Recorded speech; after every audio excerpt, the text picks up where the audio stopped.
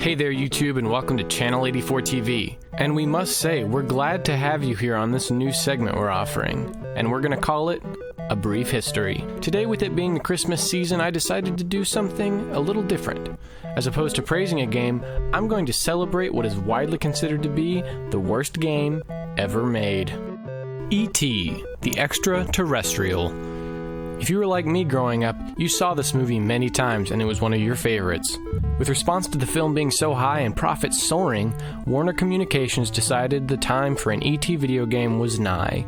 In July of 1982, Warner Communications, which was Atari's parent company, started the negotiation process with Steven Spielberg and Universal Studios. By the end of that month, they had made a deal, and by early December, the game was released. Whoa, hold on. July, August, September, October, November, December. That's 5 months. No wonder it sucked, right? Well, not really, actually. Games back then didn't take years to make. But, to be fair, 5 months is still pushing it. Production of the game was rushed in an effort to release it before Christmas, as this would no doubt be a very highly sought-after game. Though Ray Kassar, the CEO of Atari at the time, didn't think so. And he had this to say about the project. I think it's a dumb idea. We've never really made an action game out of a movie. Nevertheless, production continued and a game developer was called to step up to the plate, Howard Scott Warshaw. So, skipping ahead in the story, more rush, and come December, they hadn't even done audience testing. And guess what? They decided that instead of seeing if they had a good quality product that people would enjoy, they thought, screw that, man, let's just put out a game and see what happens. And of course, the game was an instant commercial success. With reviews of the movie being astonishingly high, people were crazy to have this game, and it was technically popular. At its most, the game ended up selling over 1.5 million units, making it one of the most successful titles for the Atari 2600. It even ranked in the top 4 of Billboard's top 15 video game sales list in December of 1982 and January of 1983. But rest assured, this game was a flop. Critic reactions were hugely negative. People cited dull gameplay, primitive graphics, and a disappointing story. Players lamented the gameplay's repetitive use of falling down holes.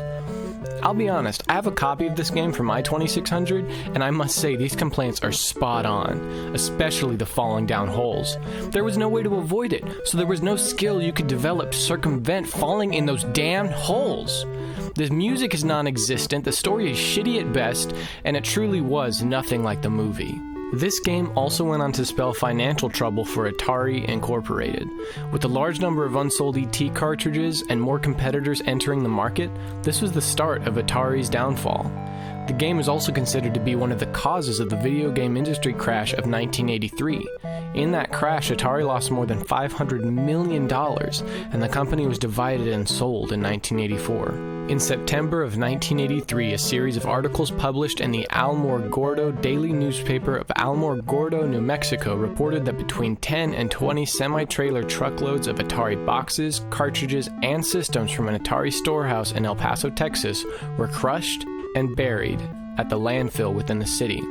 Though Atari's reports of what was thrown in the landfill differ, it is widely believed that most of what was scrapped were the unsold ET cartridges.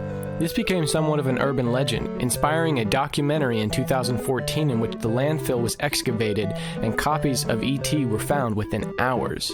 The Smithsonian Institution, that's right, the famous museum in Washington, D.C., even took an excavated cartridge into their collection.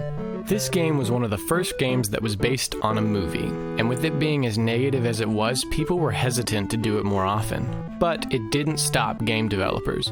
Eventually, this became common practice to boost profits, releasing a movie and then releasing a video game. It's really just a part of merchandising, and to think E.T. almost ruined it. E.T. will never be forgotten, and not because of its gameplay, tantalizing story, or holes. It simply was the worst game ever made.